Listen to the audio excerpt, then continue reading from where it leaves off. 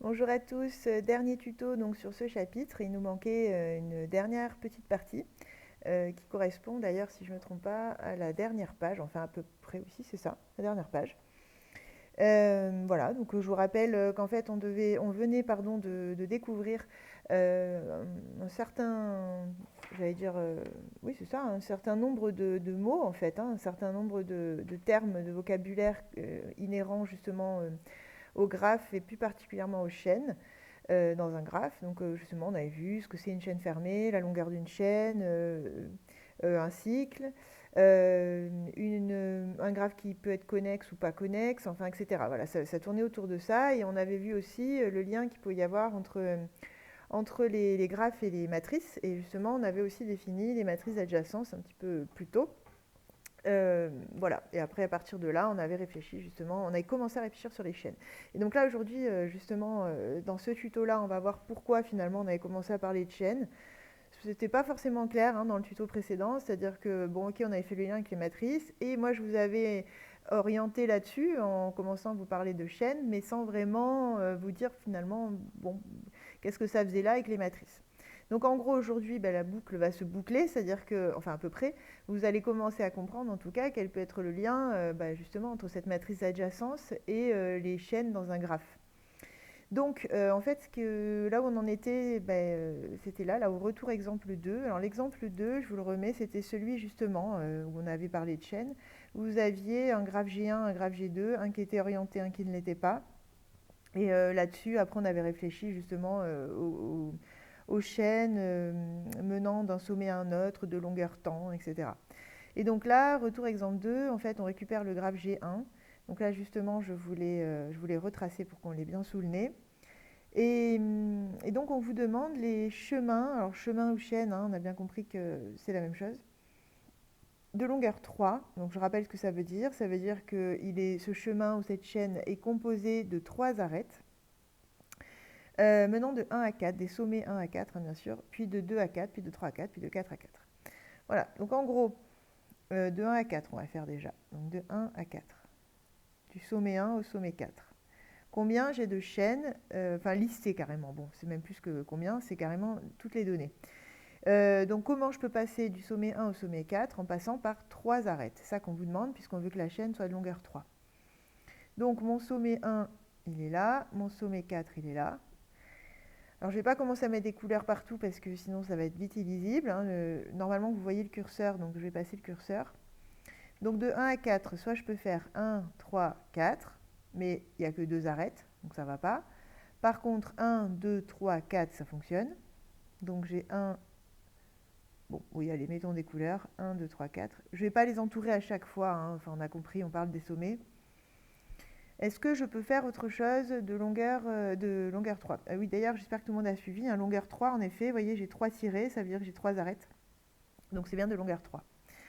Qu'est-ce que je peux faire d'autre? Donc j'ai fait un 2 3 4. Après, si je fais 1, 3, 1, 3, 4, ça va pas, il y en a une de trop.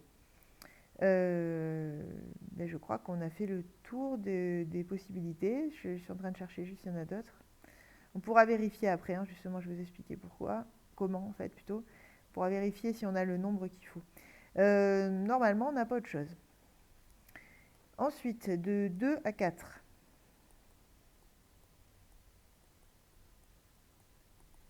Je vais le faire en orange, celui-là. Donc de 2 à 4. Donc je suis de là à là. Donc de longueur 3, je peux faire 2, 1, 3, 4. Ça marche. Est-ce que je peux faire autre chose?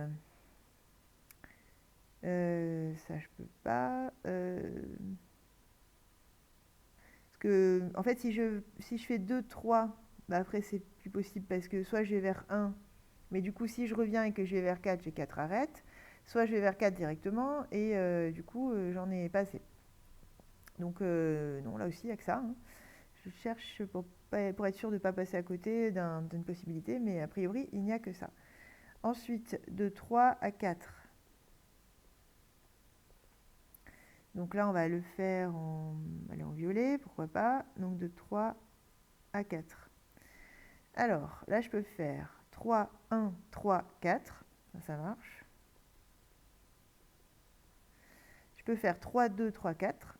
Là, pour le coup, j'en ai une autre. Est-ce que je peux faire autre chose? Si je fais 3, 2, je ne reviens pas sur 3, après ça m'en fait trop. 1 pareil. 3, 4. 3, 4. Ah oui, je peux faire aussi 3, 4, 3, 4. Ça marche. Et c'est tout. Il me semble que j'ai fait le tour là aussi. Bon, là, on a quand même 3. Et alors après, de 4 vers 4, donc admettons que je parte du sommet 4 et je veux revenir au sommet 4 avec un chemin de longueur 3. Alors, donc si je fais 4, 3, 4, ben, j'en ai que 2. Si je fais 4, 3, 1, 3, 4, j'en ai 4. Donc en fait, on voit bien que dès lors que on va sortir un peu plus au-delà du 3, en fait, on aura trop d'arêtes. Et si on reste sur le 3, on n'en a pas assez. Donc là, clairement, il n'y en a pas. Donc là, on n'a aucun chemin. De longueur 3 en tout cas. Hein. On peut en trouver de longueur 2, de longueur 4, mais pas de longueur 3. Voilà, bon. Donc ça, on le garde dans un coin de notre tête. Hein. Donc j'ai un chemin de 1 à 4, un chemin de 2 à 4, 3 chemins de 3 à 4 et aucun, donc 0 de 4 à 4. Et là, on vous demande, donc on vous balade un petit peu, hein, parce qu'on vous dit de faire des choses, on ne vous dit pas trop pourquoi, mais là, on va quand même après remarquer quelque chose qui va nous permettre de créer, enfin de trouver ce lien dont je vous parle. Donc on vous demande de calculer n au cube à la calculatrice. Alors moi, je l'ai fait, je vous donne le résultat. Ça, normalement, on avait expliqué hein, comment vous faisiez sur la calculatrice, donc je pense que vous savez le faire maintenant. Donc 4, 4, 2, 3 et 1, 1, 3, 0. Voilà, moi j'obtiens ça. Et donc on lui dit qu'est-ce qu'on peut observer. Bon, vu d'un œil extérieur, c'est pas forcément évident à voir. Hein. Donc, je vais vous montrer moi un petit peu ce que je veux dire. Là, vous voyez, de 1 à 4, on a trouvé un chemin. Si je me place à la colonne 1, ligne 4, j'ai 1. Ligne 1, colonne 4, j'ai 1.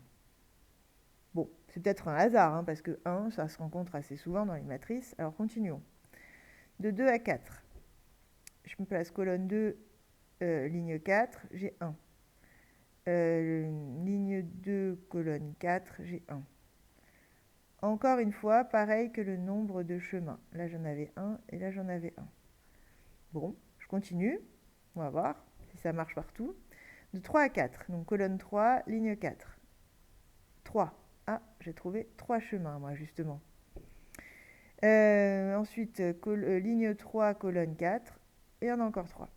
Bon, ça, de toute façon, du moment où le graphe est orienté, je pense que vous avez bien compris qu'on allait trouver la même chose sur les lignes et sur les colonnes. Hein, mais vu que c'est n au cube et pas n, bon, vous pouvez constater là en même temps que ça reste symétrique, même quand on prend des puissances de la matrice de départ.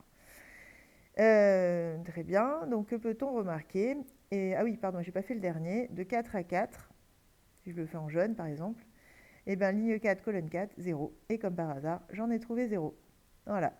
Donc, qu'est-ce qui se passe finalement?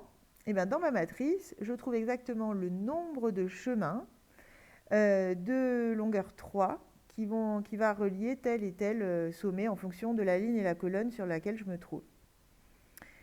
Voilà. Et alors, comment je sais de longueur 3? Ben alors ça, pour le coup, ça va venir de la puissance elle-même.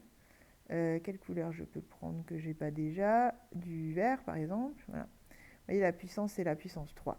Donc, en fait, quand je calcule n au cube, je me retrouve avec, dans la matrice, le nombre de chemins de longueur 3 reliant le sommet I au sommet J, en admettant que I, ce soit le numéro de la ligne et le J, le numéro de la colonne. Et inversement, si le graphe est orienté. Si le graphe n'est pas orienté, en revanche, ce ne sera pas forcément la même chose de I vers J ou de J vers I. Voilà, donc c'est ça qu'on va écrire. Hein. Après, je reconnais que tout seul, ce n'était pas forcément facile à remarquer, mais bon, c'était censé être un exemple qu'on faisait en cours, hein, donc je n'aurais pas forcément laissé faire tout seul. Alors, donc on remarque que n au cube semble indiquer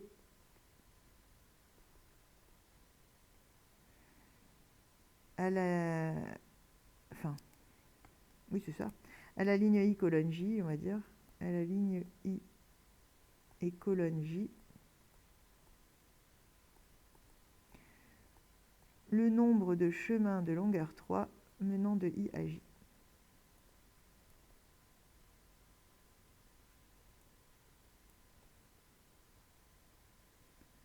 Voilà. Et bien évidemment, ce il semble en fait est vrai. On ne va pas le démontrer, mais c'est vrai. Ça va être donc une propriété juste en dessous qu'on va remplir et qui justement va dire exactement ça. Sauf qu'on généralise un petit peu. Là, on dit qu'on prend donc un graphe d'ordre petit m. Bon, ça ne va pas changer grand-chose. C'est juste pour numéroter les sommets de 1 à m. Si on appelle grand M la matrice d'adjacence associée au graphe G, alors on peut dire que le coefficient situé en ligne I et colonne J de la matrice m puissance n et le nombre de chaînes de longueur n. Chaîne ou chemin, hein, c'est pareil.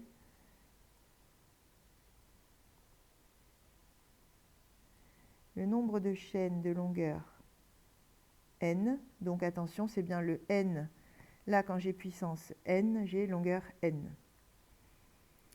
Voilà, reliant I à J. Ça ne vous donne pas les chemins, mais ça vous donne le nombre. Et c'est loin d'être négligeable parce que du coup, quand vous savez que vous devez en trouver 4, vous cherchez tant que vous n'en avez pas trouvé 4. Si vous ne savez pas, comme moi tout à l'heure en fait, et je l'ai vraiment fait en toute sincérité, sans avoir fait le calcul avant, en fait, j'avais pas, je l'ai fait comme si j'étais avec vous en classe, ou comme si j'étais à votre place d'ailleurs. Et donc en fait, on est là dans l'expectative, on ne sait pas s'il y en a d'autres, on est toujours dans le doute, et encore là, c'était un graphe simple. Imaginez un graphe avec un ordre 10, donc 10 sommets, ça devient vite compliqué quand même de savoir s'il va y en avoir d'autres ou pas.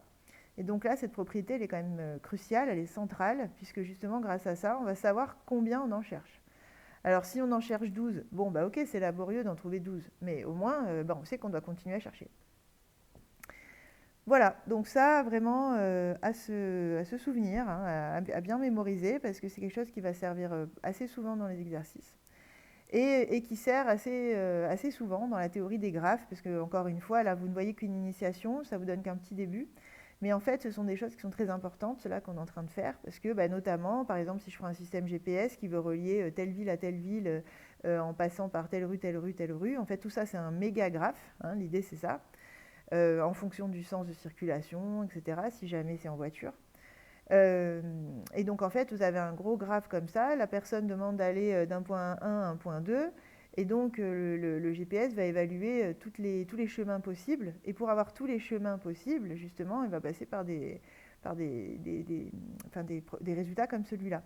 Il n'y a pas que celui-là, hein. Il y en a des plus fins aussi. Il existe plein de choses. Mais en tout cas, ça commence par ce genre de réflexion. Et après, il pourra comparer les différents chemins. Voilà. Alors bon, là, la longueur pour un GPS, la longueur en termes de nombre de rues, c'est pas forcément ça qui va être le premier critère. Mais pour un GPS, il y aura encore, il existe d'autres résultats qui permettent, par exemple, je l'avais dit d'ailleurs dans le précédent tuto, je crois, de réfléchir sur la distance de chaque chemin possible, etc. Et voir justement quelle est la meilleure distance, la plus optimisée, ou bien le temps, ou bien, etc., etc. Donc ça, c'est un début de tout ce genre de réflexion qui peut mener à des applications comme celle-là, et il y en a plein d'autres. Vous avez aussi toutes les applications dans la logistique, donc notamment avec les grandes entreprises maintenant comme Amazon et tant d'autres qui font beaucoup de livraisons. Il y a toute une logistique d'organisation dans les livraisons à respecter, et tout ça, ça passe aussi par la théorie des graphes. Il n'y a pas que ça, vous doutez bien que c'est quand même un ensemble, mais les graphes vont permettre justement d'organiser, là ce serait donc les livraisons, les transports, les temps de transport, etc. Parce que bon, c'est quand même pas évident avec le débit qu'ils ont et toutes les ventes qu'ils ont, etc., d'être capable de vous dire vous serez livré tel jour. Et en général, en plus, ils ne se trompent pas. Donc vous imaginez bien qu'il y a des algorithmes assez puissants derrière. Et justement, ils s'appuient en grande partie sur la théorie des graphes. Voilà. Et j'en passe, hein, les applications, il y en a plein. Il y en a sur Internet aussi, quand vous faites des recherches Internet. Enfin bref, c'est très très varié aujourd'hui les applications que vous pouvez trouver à cette théorie. Donc, j'arrête de bavarder, je termine. Donc, si je reprends l'exemple 2, justement, on me demande dans le graphe G1, donc toujours le même, de déterminer le nombre de chemins, le nombre, hein, on ne vous demande pas de les lister, le nombre de chemins de longueur 7 menant du sommet 2 au sommet 4. Donc, alors, donc pour déterminer le nombre de chemins de longueur 7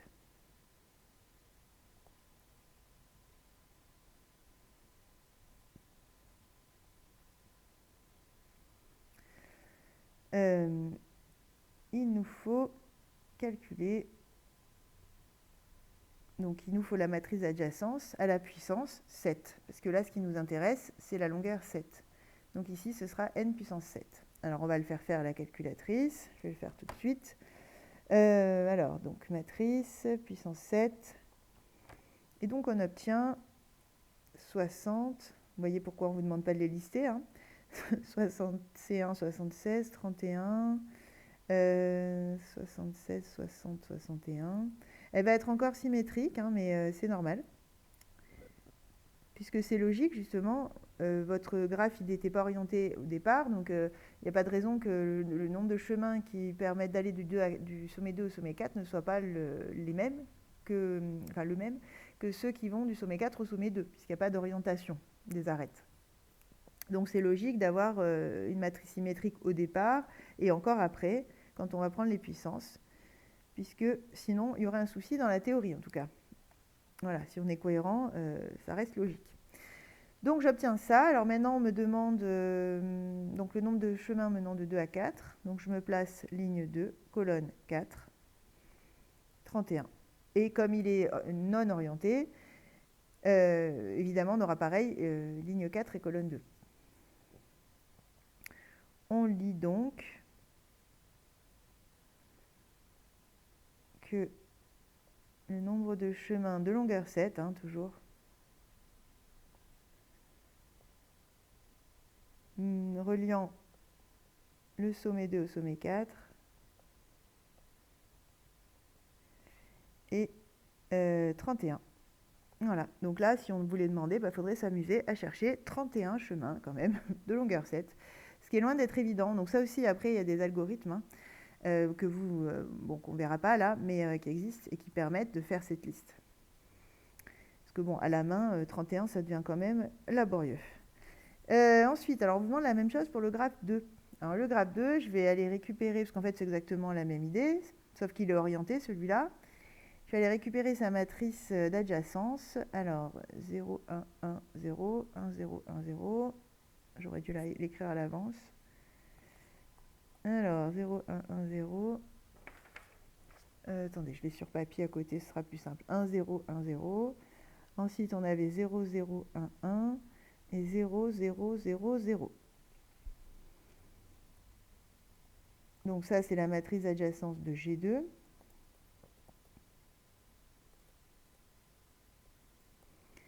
Voilà, donc je ne refais pas toute la rédaction puisqu'on fait exactement la même chose. On calcule m puissance 7. Alors là, pour le coup, je ne l'ai pas déjà rentré ma matrice, donc juste je rentre ma matrice 2 secondes.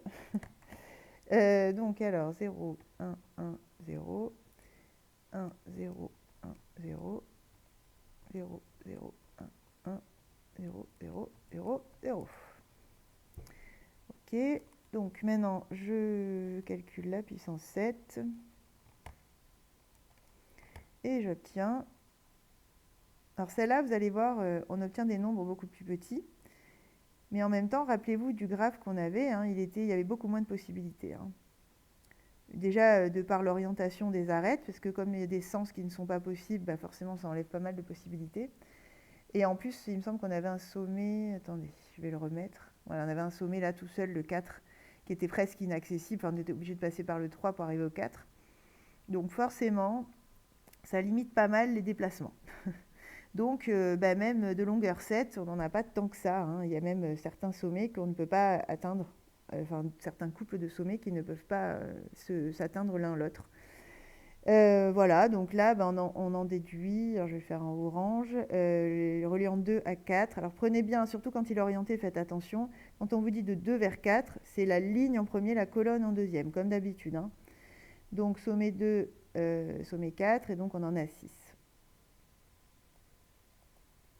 On lit donc que le nombre de chemins de longueur 7 reliant 2 à 4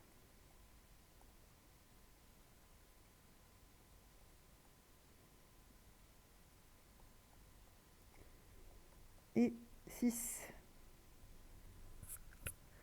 Et voilà, donc là, bah, vous savez tout ce qu'il y a à savoir sur les graphes cette année. Enfin, oui, si, sur les graphes, je réfléchis, mais non, en fait, il y aura dans la dernière partie, alors si on a le temps de la faire, parce que c'est vraiment celle qui sera traitée en tout dernier, je pense. Sauf si j'ai besoin de vous changer un peu les idées et que je vous insère ça entre deux autres chapitres, mais a priori, ce que je traiterai en dernier, parce que c'est pas le plus central. Et donc, oui, il y aura un petit complément sur un autre type de graphe, en fait. Voilà.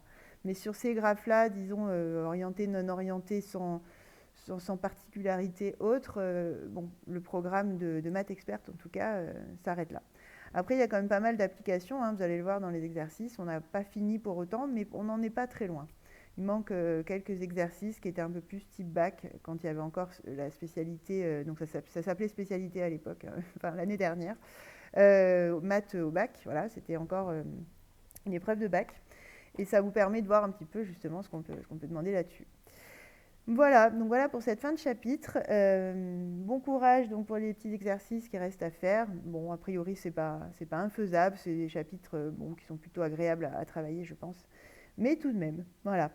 Donc bon courage à tous et à très bientôt.